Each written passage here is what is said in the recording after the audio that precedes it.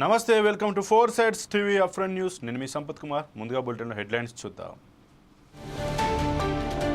ఇవాళ ఢిల్లీకి సీఎం రేవంత్ రెడ్డి బృందం. ఎమ్మెల్సీ అభ్యర్థుల ఎంపికపై చర్చ.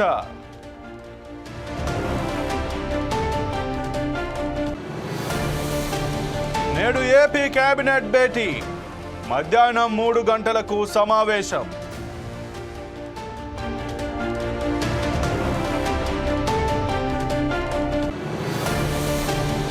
మద్యం మత్తులో యువతుల హల్చల్. కేపీహెచ్బీ వద్ద బైక్ను ఢీకొట్టిన కారు.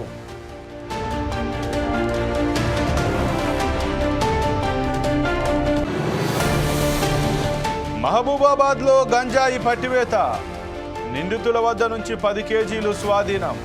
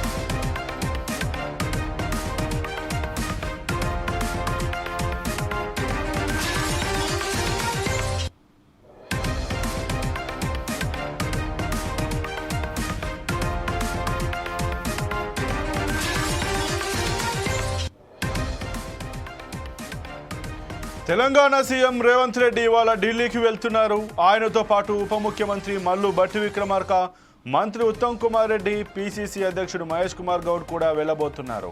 కాంగ్రెస్ రాష్ట్ర ఇన్ఛార్జి మీనాక్షి నటరాజన్తో కలిసి వీరంతా ఏఐసీసీ ప్రధాన కార్యదర్శి కేసీ వేణుగోపాల్ను ఈరోజు సాయంత్రం కలవనున్నారు. అలాగే ఏఐసీసీ అధ్యక్షుడు మల్లికార్జున ఖర్గేతోనూ సమావేశం కానున్నారు.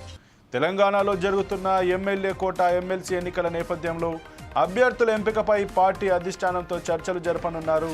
2 రోజులు సీఎం రేవంత్ రెడ్డి బృందం ఢిల్లీలోనే ఉండే అవకాశం ఉన్నట్లు సమాచారం. ఎమ్మెల్సీ అభ్యర్థుల నామినేషన్ గడువు ఈ నెల 10వ తేదీ వరకు ఉంది. ఎమ్మెల్సీ అభ్యర్థుల ఎంపికతో పాటు కేబినెట్ విస్తరణపై కూడా తెలంగాణ కాంగ్రెస్ బృందం ఏఐసీసీ పెద్దలతో చర్చించనున్నారు.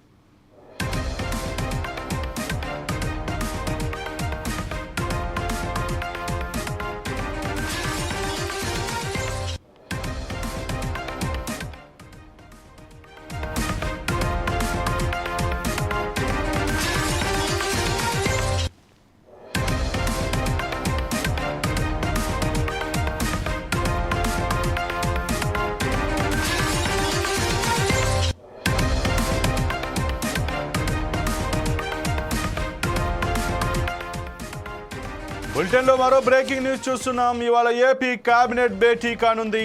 సీఎం చంద్రబాబు అధ్యక్షతన మధ్యాహ్నం 3 గంటలకు కేబినెట్ సమావేశం జరగనుంది.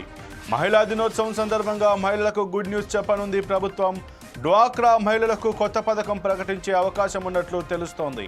ఏపీ శాసన మండలి సమావేశాలు మరి కాసేపట్లో ప్రారంభమయ్యాయి. మండలి సమావేశాలు హాట్ టాపిక్గా సాగుతున్నాయి. పలువురు సభ్యుల ప్రశ్నలకు మంత్రులు సమాధానాలు ఇవ్వనున్నారు. 2023-24 రాష్ట్ర ఆర్థిక సంస్థ లెక్కలపై ఆడిట్ నివేదికను మంత్రి టీజీ భరత్తో సభలో ప్రవేశపెట్టనున్నారు.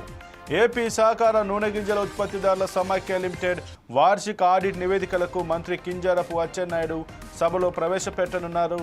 అలాగే సాధారణ బడ్జెట్పై చర్చ జరగనుంది.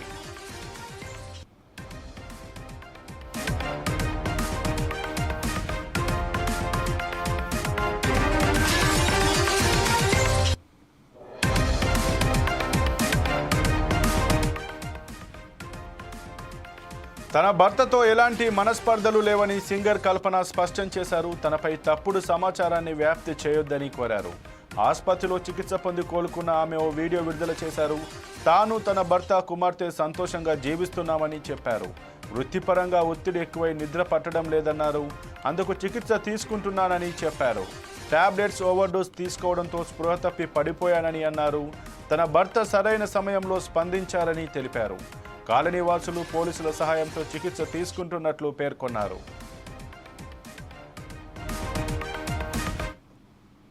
నేను మీ కల్పన రాఘవేందర్ని. న్యూస్లో మీడియాలో నా గురించి నా భర్త గురించి ఒక తప్పైన ఒక విషయం సర్క్యులేట్ అవుతుంది. దాని మీద ఒక క్లారిటీ ఇవ్వడానికి ఈ వీడియో నేను చేస్తున్నానండి. First of all I have to say I'm 45 years old. ఈ ఏజ్లో నేను పిహెచ్డి చేస్తున్నాను, LLB చదువుకుంటున్నాను. అన్నీ మా హస్బెండ్ ఎంకరేజ్మెంట్ వల్ల.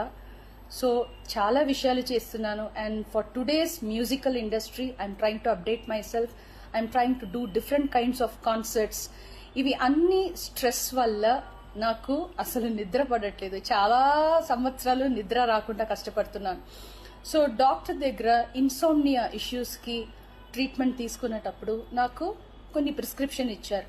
ఆ ప్రిస్క్రిప్షన్లో ఉన్న మెడిసిన్ ఆ పర్టికులర్ డే డోసేజ్ కొంచెం ఎక్కువ తీసుకున్నాను కాబట్టి స్పృహ తప్పి అన్కాన్షియస్ పొజిషన్కి స్టేట్కి వెళ్ళిపోయాను. నమస్కారం, నేను మీ కల్పన. హైదరాబాద్ నగరంలోని కూకట్పల్లిలో మద్యం మత్తులో యువతులు హల్చల్ చేశారు. KPHB మెట్రో స్టేషన్ దగ్గర ద్విచక్ర వాహనదారుని ఢీకొట్టారు. బైక్ను ఢీకొట్టడమే కాక సదరు వాహనదారుని యువతులు బెదిరించారు. దీంతో ద్విచక్ర వాహనదారుడు ట్రాఫిక్ పోలీసులను ఆశ్రయించాడు. రంగంలోకి దిగిన ట్రాఫిక్ పోలీసులు డ్రంక్ అండ్ డ్రైవ్ టెస్ట్ చేయగా రీడింగ్ 212 పాయింట్లు నమోదైనట్టు తేలింది. మద్యం సేవించినట్టు తెలిపిన పోలీసులు కేసు నమోదు చేసి దర్యాప్తు చేస్తున్నారు.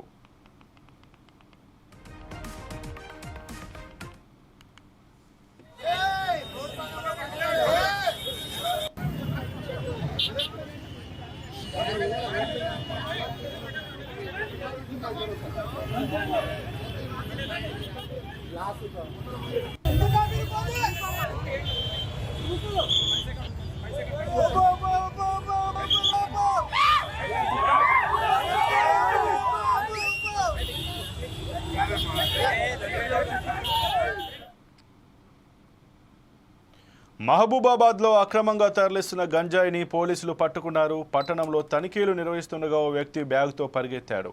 ఆ నిందితుడిని వెంబడించి అదుపులోకి తీసుకున్నారు.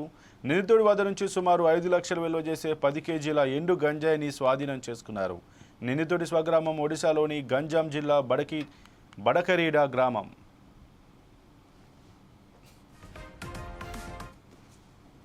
వెహికల్ చెకింగ్ చేస్తుంటే ఒక వ్యక్తి అనుమానాస్పదంగా కనపడ్డాడు. అతని దగ్గర ఒక బ్యాగ్ ఉంది.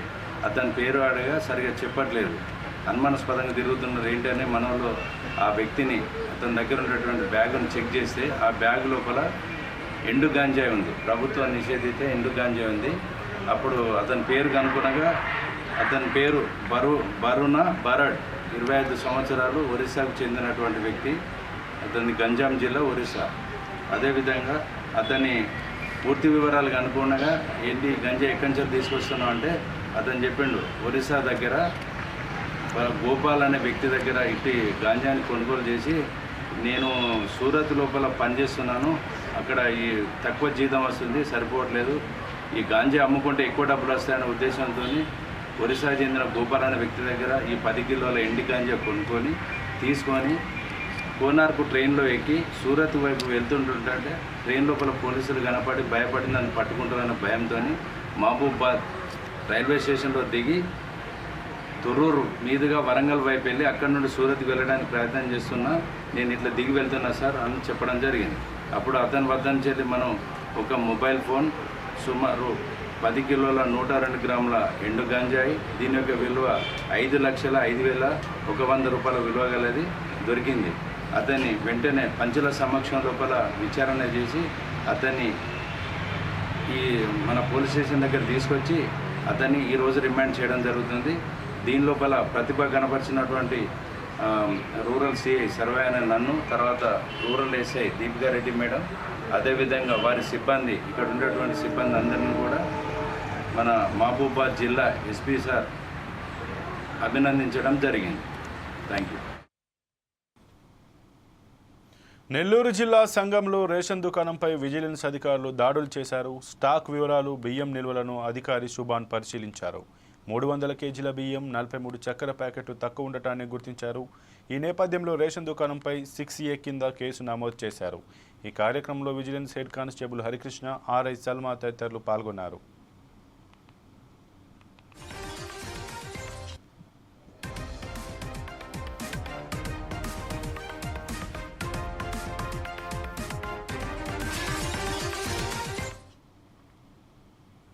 లింగ వివక్ష లేని సమాజానికి కృషి చేయాలని సిద్దిపేట జిల్లా మెజిస్ట్రేట్ స్వాతిరెడ్డి సూచించారు. ఉస్నాబాద్ ఐసిడిఎస్ కార్యాలయంలో మండల న్యాయ సేవాధికార సంస్థ ఆధ్వర్యంలో ఏర్పాటు చేసిన అంతర్జాతీయ మహిళా దినోత్సవ వేడుకల్లో ఆమె పాల్గొన్నారు. ఈ సందర్భంగా కేక్ కట్ చేసి మాట్లాడారు. అర్హత, నైపుణ్యం, సామర్థ్యాలతో నేడు మహిళలు అన్ని రంగాల్లో రాణిస్తున్నారని తెలిపారు. గర్భంలో ఉన్న శిశువు మొదలుకొని జీవితంలో ప్రతి అడుగులో ఆడవారికి ప్రత్యేక చట్టాలు ఉన్నాయన్నారు.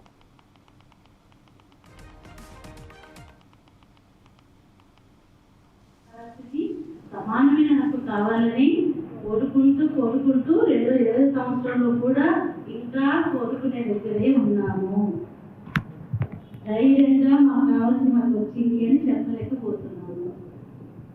ఇలా చెప్పలేకపోవడానికి కారణాలు ఏంటి? అవి మనం సమీక్షించుకోవాలి. ఎందుకంటే మనం ఎవరో మనకు స్వేచ్ఛనివ్వాలి అని ఎదురు చూస్తూ ఉంటాము. కానీ ఆ మార్పుకి తొలి అడుగు మనం వేయట్లేదు. ఒక అడుగు ఎక్కడ వరకు వేసాము? ఇంట్లో ఉండే వాళ్ళు మనం చదువుకున్నాము, జవాబు తెచ్చుకున్నాము, మన ఆడపిల్లల్ని చదివిస్తున్నాము, అంతవరకు కొంచెం మారాము. అందరూ 100 మందిలో 10 మంది మొత్తం డెవలప్ అయ్యొచ్చు. నేను మీద 70 మంది నుంచి మాట్లాడుతున్నాను. ఇంకెక్కడ మారాలి? అమ్మాయికి ధైర్యంగా ఉందని చెప్తున్నాము, ఎవరికంటే తక్కువ కాదని చెప్తున్నాము. నేను చెప్పే మాటలన్నీ కూడా ఇంటికి వెళ్ళి చెప్తున్నాను. కానీ ఎక్కడ చెప్పాలో అక్కడ చెప్పట్లేదు. ఎక్కడ మీ పిల్లలకి అబ్బాయిలకి చెప్పండి. ఈ మార్పులు తట్టుకునే శక్తి మీకు వాళ్ళల్లో ఇవ్వట్లేదు. ఎప్పుడైతే ఇవాళ దాకా గెలిచి నేను పదవిలో ఉన్నాను అనుకోండి, రేపు ఓడిపోగానే నేను ఎలా ఉంటాను? ఆ మార్పు తట్టుకోవడానికి శక్తి కావాలా? సో ఇప్పుడు దాకా పురుషానికి సమాజంలో ఉన్నాక ఒక్కసారి మహిళలు పట్టాలు ఎక్కేస్తే తట్టుకునే శక్తి కూడా ఉండాలి కదా. ఒకటే కాదు, గెలిచేది ఆడ కాదు, మగ కాదు. ఎవరి దగ్గర అయితే నైపుణ్యం ఉంటుందో, ఎవరి దగ్గర అయితే సమర్థత ఉంటుందో, ఎవరైతే మంచి మార్గంలో ప్రయాణిస్తారో, ఎవరి వల్ల అయితే సమాజానికి మంచి జరుగుతుందో వాళ్ళే ఉన్నత హోదాలో ఉంటారు అని ఆడవారికి మగవారికి అర్థం కావాలి. ఆ వివక్ష అనేది లింగపరంగా జరగకూడదు. అలాగే అన్ని ఆడవారికి రావాలి అనుకోము, అన్ని మగవారికి రావాలి అనట్లేదు. ఎవరైతే అదుగులో ఎవరికి నైపుణ్యం ఉందో వాళ్ళే గెలవాలి. మా రిజర్వేషన్ ఎందుకు ఇచ్చారు మేడం అంటే, ఇన్ని రోజుల నుంచి వెళ్తున్నాము, వాళ్ళు కూడా నేర్పించకుండా రేపొద్దున అన్ని నేర్చుకోవాలంటే మన సమర్థత లేదు, నేర్చుకొని ఇవ్వలేదు. కాబట్టి ఆ ఎంకరేజ్మెంట్ ఇవ్వడానికి రిజర్వేషన్, అది మహిళలకైనా సరే, వేరే క్యాస్ట్ వాళ్ళకైనా సరే, ఫైనాన్షియల్ వీకెండ్ సెక్షన్స్ వాళ్ళకి కూడా ఎప్పటి వరకు ఇస్తారు రిజర్వేషన్లు? మీకప్పుడు అవకాశం. పవన్ గురించి మాట్లాడే అర్హత జగన్కు లేదని జనసేన నెల్లూరు నగర అధ్యక్షుడు దుగ్గిశెట్టి సుజయ్ బాబు అన్నారు. పవన్పై జగన్ చేసిన అనుచిత వ్యాఖ్యలను తాము ఖండిస్తున్నామని తెలిపారు. జగన్ చాలా రోజుల తర్వాత బయటకు వచ్చి తాను బ్రతికే ఉన్నానని మీడియా ముందుకు రావడం విడ్డూరంగా ఉందన్నారు. జగన్కి 11 సీట్లు ఇచ్చిన ఆయనలో ఇంకా మార్పు రాలేదని ఆయన విమర్శించారు. 1956 నుంచి మనకి 22 ప్రభుత్వాలు మారిన తర్వాత 23వ ప్రభుత్వంలో ముఖ్యమంత్రిగా శ్రీయుతులు జగన్మోహన్ రెడ్డి గారు పనిచేశారు. ఈ 23 అనేది ఎందుకు ప్రస్తావిస్తున్నానంటే, క్రితంలో ఒక చిత్రం ఏదైతే వచ్చింది కొన్ని సంవత్సరాల క్రితం, మనకి హింసించే 23వ రాజు పులికేసి అని, దాని విధంగా ఏ విధంగా వస్తుందంటే ఇక పోస్టర్ ఈ విధంగా ఒకటి చిత్రీకరించి వస్తుంది. అప్పట్లోనే చెప్పారు 23వ రాజు పులికేసి అంటే విచిత్రమైన చేష్టాలతో, విచిత్రమైన తీరుతో నిలబడుకునే వ్యక్తి ఎవరైనా ఉంటే 23వ రాజు పులికేసి అని. మన ఆంధ్ర రాష్ట్రంలో కరెక్ట్గా సరిపోయే విధంగా మన జగన్మోహన్ రెడ్డి గారు ఆయన చేసిన చేష్టాలు కానీ, ఆయన పెట్టిన సందర్భాలు కానీ, ఆయన చేసిన అభివృద్ధి కానీ విచిత్రంగా ఈరోజు వరకు జనాలు నవ్వుకునే పరిస్థితిలో ఉన్నారు. దయచేసి చెప్తున్నాము, అయ్యా జగన్మోహన్ రెడ్డి, నువ్వు హింసించే పులివెందుల పులికేసి అందుకే జనాలు నిన్ను వేశారు నేలకేసి. ఇది అయినా కూడా నువ్వు తెలుసుకోకుండా ఇంకా ఒక ముఖ్యమంత్రి అని నువ్వు భ్రమించి మాట్లాడుతూ వస్తున్నావు. రానున్న రోజుల్లో కానీ మరొక్క తూరి మా నాయకుడు శ్రీ పవన్ కళ్యాణ్ గారి జోలికి కానీ మళ్ళా పవన్ కళ్యాణ్ గారి మాటల్లో కానీ మరొకసారి వస్తే నీకు ఇంకొకసారి పద్ధతిగా కూడా ఉండదు. ఎందుకంటే కేవలం 11 స్థానాలకే నేను పరిమితం చేసింది ఈ ఆంధ్ర రాష్ట్ర ప్రజలు. రానున్న రోజుల్లో ఆ 11 స్థానాల్లో ఇంకొక అక్షరాన్ని కూడా మాయం చేసేసి కేవలం 1 స్థానానికి నేను పరిమితం చేసే పరిస్థితి నువ్వు తీసుకొని వచ్చుకుంటున్నావు.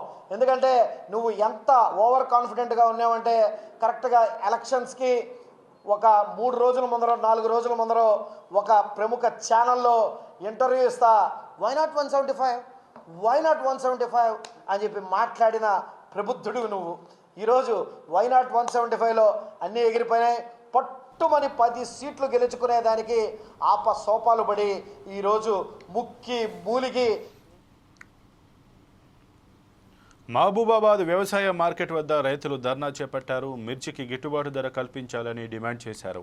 వ్యాపారులు తక్కువ ధర కొనుగోలు చేస్తున్నారని వాపోతున్నారు. సరైన సమయానికి కాంటాలు నిర్వహించకుండా దోపిడీ చేస్తున్నారని వ్యాపారులపై రైతులు ఆగ్రహం వ్యక్తం చేశారు. ప్రభుత్వం నిర్లక్ష్యంగా వ్యవహరిస్తోందని రైతులు ఆందోళన బాట పట్టారు.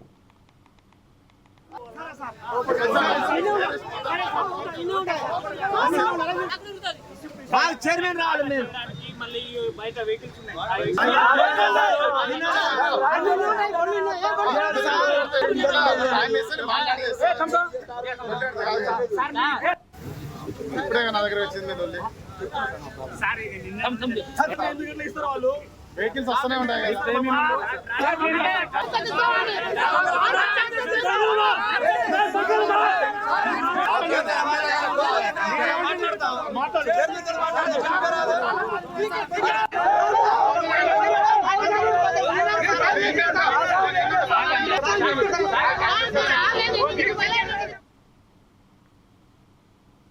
అంబేద్కర్ కోనసీమ జిల్లా చాకలిపాలెంలో జూనియర్ ఎన్టీఆర్ కుటుంబ సభ్యులు సందడి చేశారు. నందమూరి కుటుంబ ఆస్థాన సిద్ధాంతి కుమార్తె వివాహానికి హీరో నందమూరి కళ్యాణ్ రామ్, జూనియర్ ఎన్టీఆర్ తల్లి భార్య ప్రణతి హాజరయ్యారు.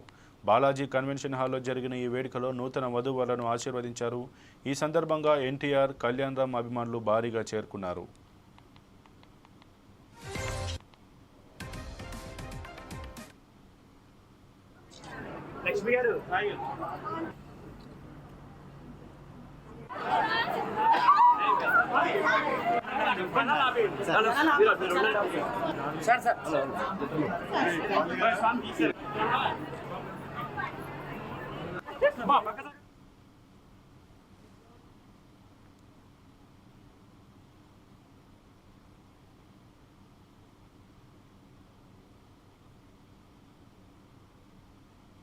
ఇక ఇవి ఇప్పటివరకు బులెటిన్లో ఉన్న అప్డేట్స్. మరిన్ని అప్డేట్స్ కోసం చూస్తూనే ఉండండి 4 Sides TV.